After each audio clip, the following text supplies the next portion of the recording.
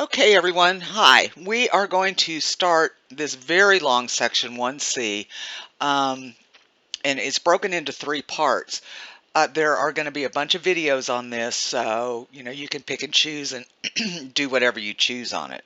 Okay, the first part is a lot of basic definitions and learning what the basic Venn diagram is, and that's how we're going to use it to organize information. But there are a couple things about logic that we need to know, and most of it, again, is just vocabulary. Logic is studying methods and principles of reasoning, is to determine if statements are true or false, and it's through systematic reasoning. Okay, so there's some vocabulary that we need to know. The first is a proposition. It's a statement that makes a clear claim that is either true or false, but not both. So if I say it is raining at my house, that's either true or false. It cannot be both. It's either raining or it's not raining. Then you have a compound statement, which connects propositions together. And they use connectors, not, and, or, and then an if-then statement. And each of those have its own different place within what we're studying here. Okay. Let's start out by using the connector and. Okay. If we use and,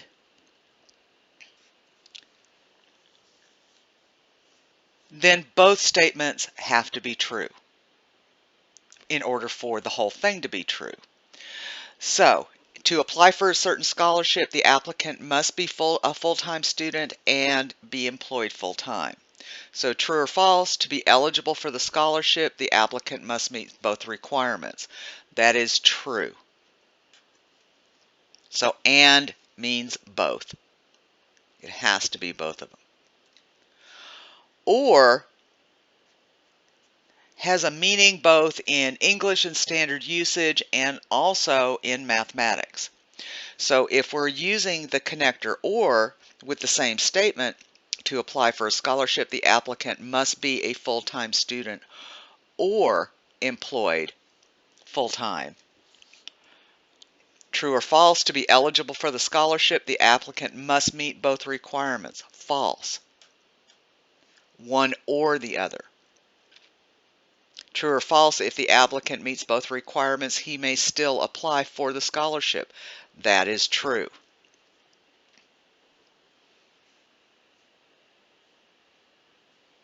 Okay. Now, in everyday conversation, when we use what is called the exclusive or, which means that you can do one or the other but not both. In mathematics, it is the inclusive or, which means it can be one or the other or both. Okay. So, we're going to decide whether or not these are inclusive or exclusive ors. You can pay me now or you can pay me later. Okay, well, you can't do both. You can either pay me now or you can pay me later. So this is going to be exclusive. A job description says the applicants must have a high school diploma or 2 years of experience. They're not going to turn you away because you have both. So this is going to be inclusive. You can have one or the other or both.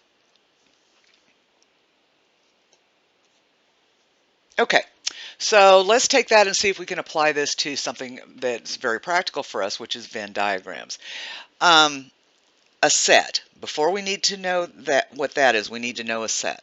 A set is a collection of individual objects, and each of those is called members. They can be numbers, they can be names, they can be places, they can be characteristics, they can be whatever. Now, when you're doing this, you can describe the set in 2 different ways. Okay, normally we use a capital letter to identify a set. So in here, we're identifying that these sets are equivalent. T is the set of all states that begin with the letter T. This is a description.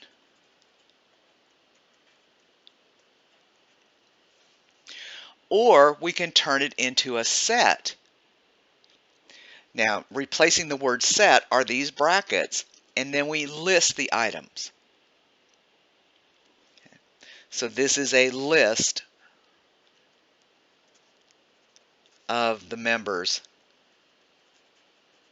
of the set. But they both mean the same thing. Okay, so let's see where we're going to go from here. Okay, this was developed by, who's his name? John Venn. Okay, so he used circles inside a rectangle to examine relationships. And we're going to start with small and build our way up to more complex. The large rectangle always represents the universe, and then the circles inside represent the sets. Okay, so we're going to consider a survey of 500 ACC students. That is going to be our universe. So the universe is the 500 ACC students. So that is our rectangle. Okay. Then we're going to do F as the set of students that self-identified as full-time. So all this area in here are going to be the ACC students surveyed who identified themselves as full-time. Okay. So these are, now we have split it into the universe into two different regions. We have region R1, that's just a lowercase r with a subscript 1. There is no rhyme or reason. I could have ordered them a different way. But this area here is ACC students surveyed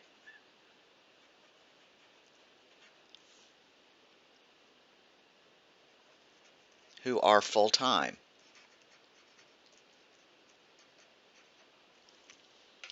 But then we have this other region out here, R2, that is the universe, or part of the universe.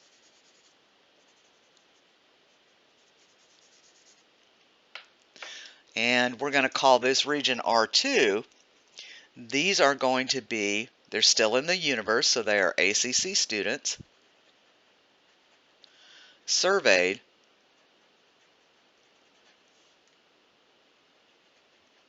who are not full-time. So you're either one or the other. You're either full-time or you're not full-time. Okay. Well, now we're going to talk about some different kinds of sets. Okay, so we're going to look at disjoint versus overlapping. Disjoint sets are sets that have no members in common.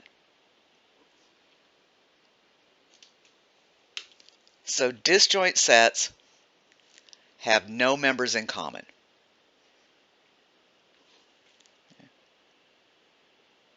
So it's one or the other. So for this example, we're going to use our universe as ACC students again.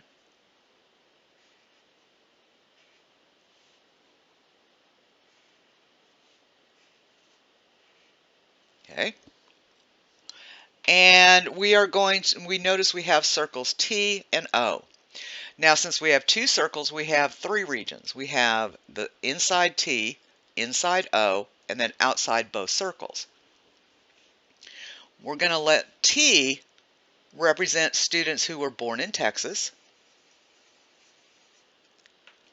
And we're going to let O be students born in Ohio. Now, you can't be born in two places. So that is why these are disjoint sets. A student, or anyone, cannot be born in both Texas and Ohio. Okay. So R1 It's inside the universe, so it's ACC students who were born in Texas. R2 is still ACC students who were born in Ohio. And once now we have a third region, this R3,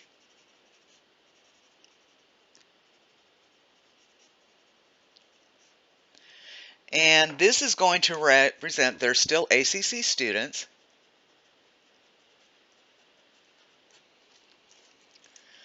that were not born in Texas or Ohio. Now, one of the things I want to point out here is if you just think about this, the number of students who attend ACC that were born in Texas is probably a much bigger number of students than those born in Ohio. But it doesn't matter in a Venn diagram. It's not like a pie chart where things are representative of, the size represents, how many are in there. The circles are the same size, but we would just know, and we'll get to where we put numbers with it later. Okay, so those are disjoint sets, sets where they have no members in common. Overlapping sets, however, have some members in common. Okay, so here we've got the same thing going. We've got our universe as ACC students.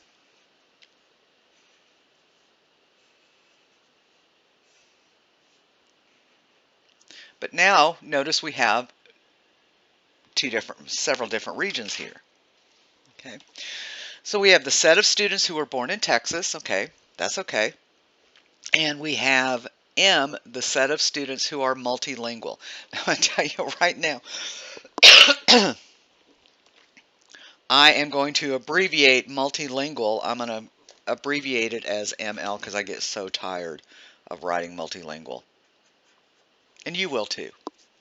Okay, so and that means they, of course, speak more than one language.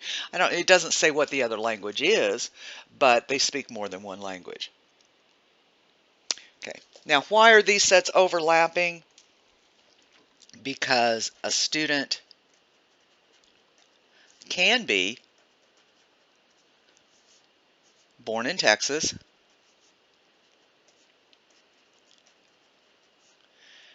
and excuse me, be multilingual. But notice you have this overlapping section here, so now I actually have this split up into 1, 2, 3, 4 different regions. Okay, so here's what we're going to do. R1 and notice R1 is outside. Up here it was R3. It's arbitrary. It doesn't matter. R1 is outside both circles.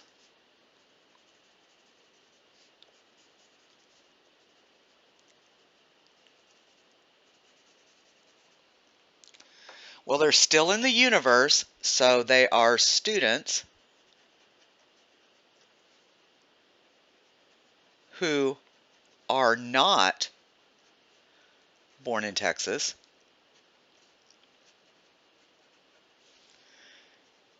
and not multilingual.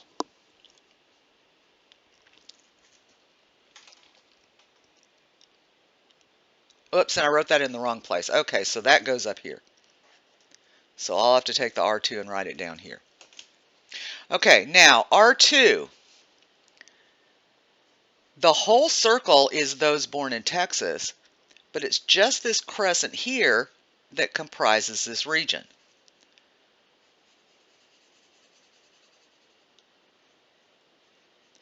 So it is not all of the students born in Texas. Well, what have we taken out?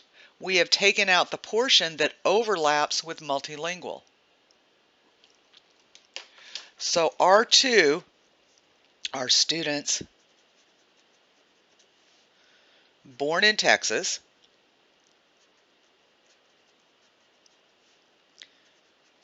but not multilingual.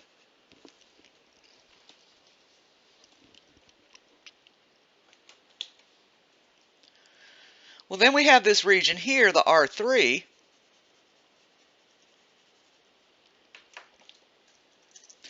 and notice R3 is part of this circle and part of this circle. This is the overlap. So these are students born in Texas and multilingual.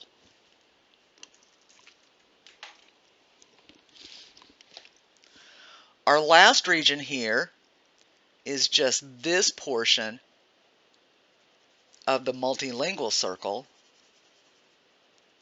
which means they are only multilingual. They do not overlap, so they are not born in Texas. There is no overlap between this section and this section.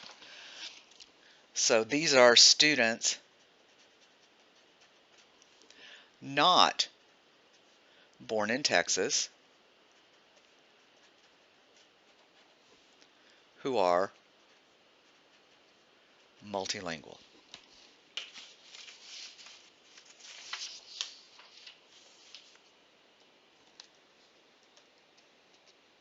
Okay, well, let's see if we can put this to practice now. We're going to use this same information here, this same chart, and we're going to learn how to write the description symbolically. Okay, we're going to use the same thing. These are the students born in Texas and the students multilingual.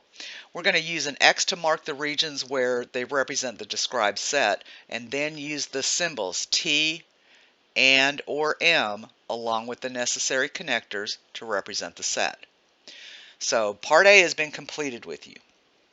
Where the X is the set of natural born Texas who speak more than one language. Okay. So that is the overlap. It is both T and M. So the description of that reason in symbols is T and M.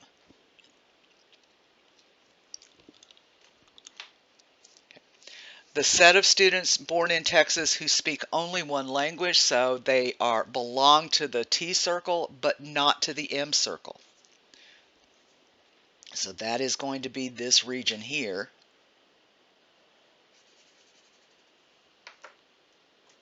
That's where our X belongs. And this can be written as T not M, or T and not M.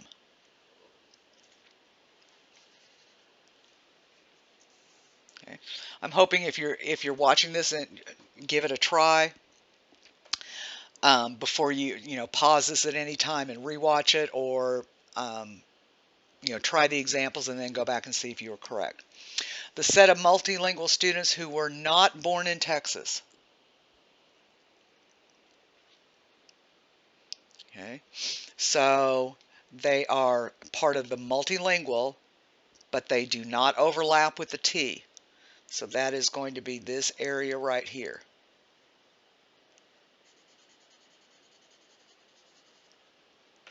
So I put my X there, and this is going to be M not T, or M and not T.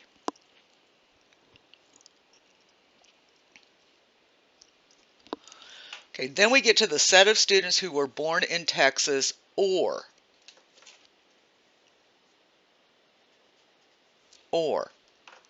this is going to be our inclusive, since we're dealing with logic and math.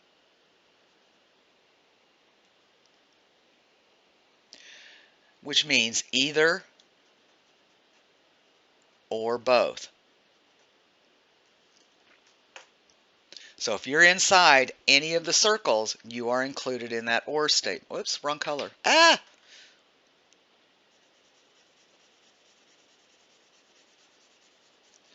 So as long as you're in one of the circles or both of the circles, you're okay. So it's going to be this region, and this region. And we can just write that as T or M.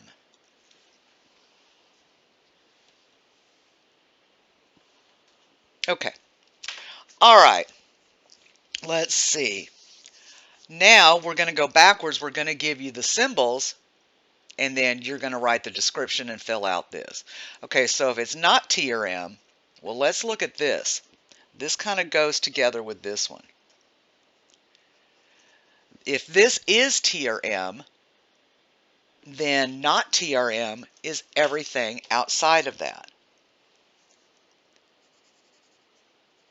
And we'll write you a little description here in a second after I get done coloring. So this is going to be the opposite of T or M. So this is the group of students who are not born in Texas and are not multilingual.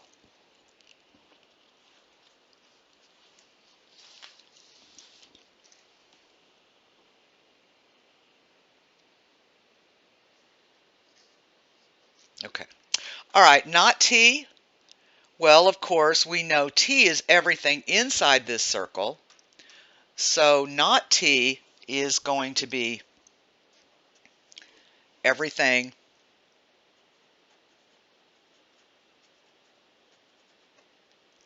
outside the T circle.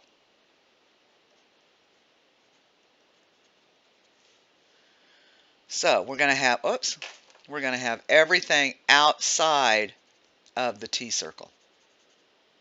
That's going to include what's in over here as well, as long as it is not inside the T circle.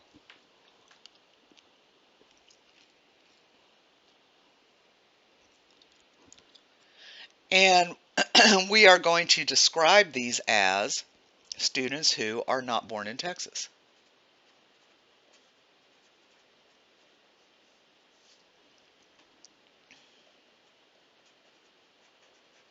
Okay. It doesn't say anything about whether or not they're multilingual, so that part of it doesn't even come into play. Okay. This is a good place to stop the video, so I'm going to stop and we'll pick it up on the next one.